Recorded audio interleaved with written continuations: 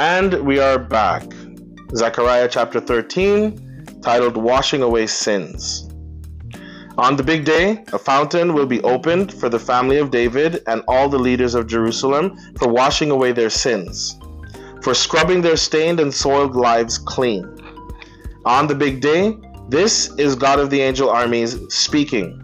I will wipe out the store-bought gods, lowercase g, erase their names from memory.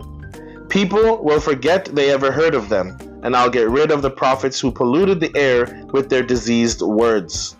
If anyone dares persist in spreading diseased, polluting words, his very own parents will step in and say, "That's it, you're finished."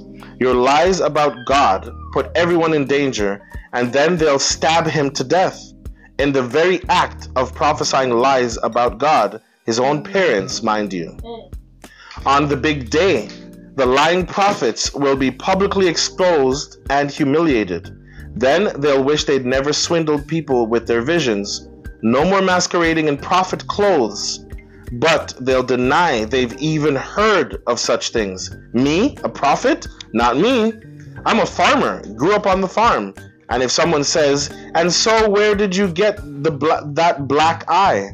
They'll say, "I ran into a door at a friend's house." Sword, get moving against my shepherd, against my close associate. Decree of God of the angel armies. Kill the shepherd, scatter the sheep. The back of my hand against even the lambs. All across the country, God's decree. 2/3 will be devastated and 1/3 survive. I'll deliver the surviving third to the refinery fires. I'll refine them as silver is refined. Test them for purity as gold is tested. Then they'll pray to me by name, and I'll answer them personally. I'll say, "That's my people." They'll say, "God, my God." Zechariah chapter 14. Note well, God's judgment day is on the way. Plunder will be piled high and handed out. I'm bringing all the godless nations to war against Jerusalem.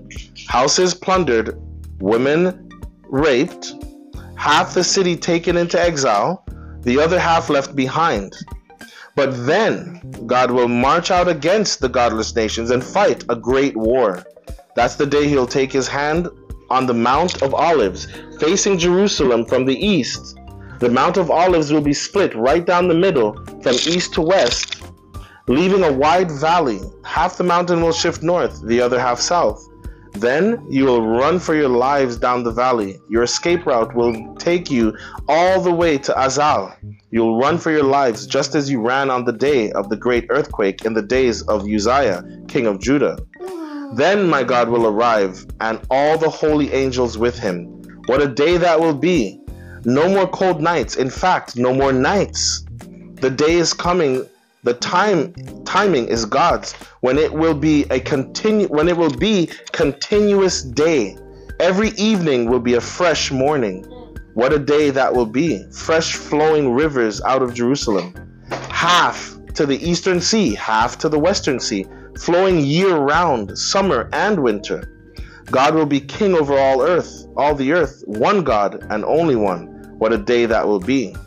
The land will stretch out spaciously around Jerusalem to Geba, in the north of Rimmon in the south, with Jerusalem towering at the center, and the commanding city gates, gate of Benjamin to the first gate, to corner gate, to Hananel tower, to the royal winery, ringing the city full of people. Never again will Jerusalem be totally destroyed.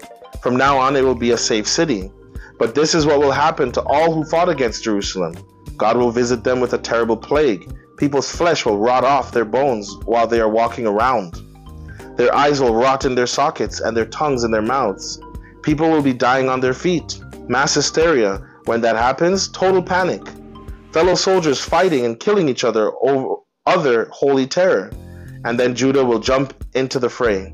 Treasures from all the nations will be piled high, gold, silver, the latest fashions. The plague will also hit the animals, horses, mules, camels, donkeys. Everything alive in the military camps will be hit by the plague. All the survivors from the godless nations that fought against Jerusalem will travel to Jerusalem every year to worship the King, God of the angel armies, and celebrate the Feast of Booths. If any of these survivors fail to make the annual pilgrimage to Jerusalem to worship the king, God of the angel armies, there will be no rain. If the Egyptians don't make the pilgrimage and worship, there will be no rain for them. Egypt and any other nation that does not make pilgrimage to celebrate the Feast of Booths gets punished. On that day, the big day, all the horses' harness bells will be inscribed holy to God. The cooking pots in the temple of God will be as sacred as chalices and plates on the altar. In fact, all the pots and pans in all the kitchens of Jerusalem and Judah will be holy to God of the angel armies. People who come to worship, preparing meals and sacrifices, will use them. On that big day, there will be no buying or selling in the temple of God of the angel armies.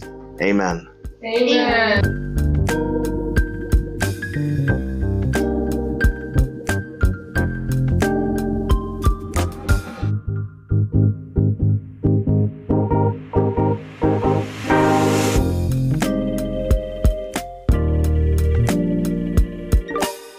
Thank you.